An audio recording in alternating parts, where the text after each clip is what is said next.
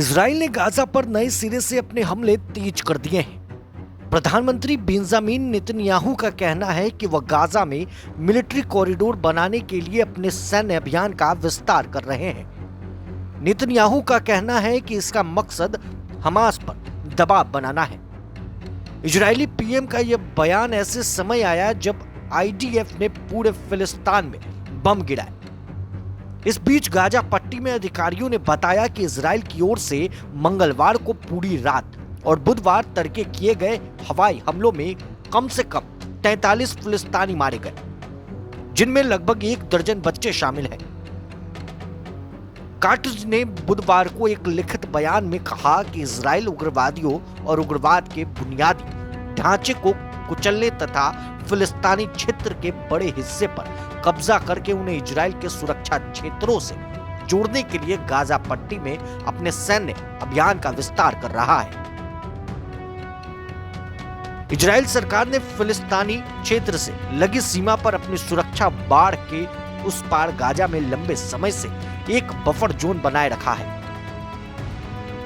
2023 में हमास के साथ युद्ध शुरू होने के बाद से इसका बड़े पैमाने पर विस्तार किया गया। इजराइल का मानना है और कहना है कि बफर जोन उसकी सुरक्षा के लिए जरूरी है, जबकि फिलिस्तीनी इसे भूमि हड़पने की कवायद मानते हैं, जिससे पले ही छोटे तटीय क्षेत्र गाजा पट्टी का दायरा और सिकुड़ जाता है। गाजा पट्टी की आबादी लगभग 20 लाख है। काट्ज ने बयान में यह स्पष्ट नहीं किया कि सैन्य अभियान के विस्तार के दौरान गाजा के किन क्षेत्रों पर कब्जा किया जाएगा। उनका यह बयान तब आया जब इजराइल ने दक्षिणी शहर राफा और आसपास के इलाकों में पूरी तरीके से खाली करने का आदेश जारी किया। प्रधानमंत्री बेंजामिन नेतन्याहू ने कहा कि इजराइल का लक्ष्य हमास को कुचलने के अपने लक्ष्य को हासिल करने के बाद गाजा पट्टी पर खुला सुरक्षा नियंत्रण बनाए रखना है। काट्ज ने गाजा पट्टी के निवासियों से हमास को खदेड़ने और सभी बंधकों को रिहा करने का आह्वान किया। उन्होंने कहा कि युद्ध समाप्त करने का यही एकमात्र तरीका है। खबरों के मुताबिक इजराइल ने 59 बंधक अभी भी हमास के कब्जे में हैं, जिनमें 24 के जीवित होने का अनुमान है। चरमपंथी समूह युद्ध विराम समझौते और अन्य समझौतों के तहत कई इजरायली बंधकों को रिहा भी कर चुका है।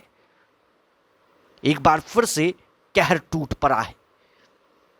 गाजा पर हमले में 43 फिलिस्तीनी मारे गए। गाजा पट्टी के अधिकारियों ने बताया है कि इजराइल की ओर से मंगलवार को पूरी रात और बुधवार तड़के किए गए हवाई हमलों में कम से कम 43 फिलिस्तीनी मारे गए, जिनमें लगभग 1 दर्जन बच्चे शामिल हैं।